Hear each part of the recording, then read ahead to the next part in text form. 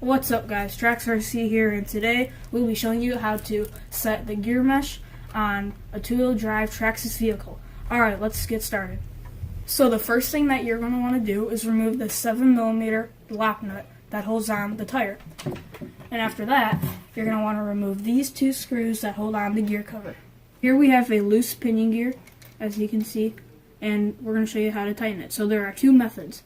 One method is to use a piece of paper, and the other is to kind of like jiggle a spur gear and listen for a sound, but we're going to show you the paper method first. So what you're going to want to do is take a piece of notebook paper. You can just cut it out of a notebook, and then you want to move the pinion gear away from the spur gear if you haven't already. Slide the paper through the two gears and push the pinion gear toward the spur gear, and then tighten the two motor screws. So the next thing you're going to want to do is rotate the gears and slide the piece of paper right out. And then after that, you want to make sure that the gears aren't too tight. Like, you'll feel it grinding, and if you jiggle a spur gear, there should be like a sound that's very small.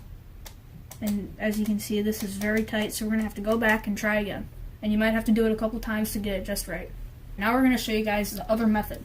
So what you're going to want to do is just move the pinion gear towards the spur gear, not all the way. You don't want it to be too tight.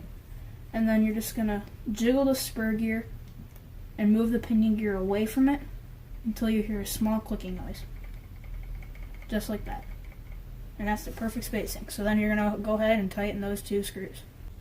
Now, just like the other method, you're gonna want to go around the spur gear and check to make sure that it's not too tight. And if it is, then go back and do it again. After you get that perfect spacing, you're going to want to take your gear cover, snap it on, and reinstall the two screws that hold it on. Alright guys, almost done. You're going to want to take your tire, line it up with the hex, and then reinstall the 7mm nut that holds it on.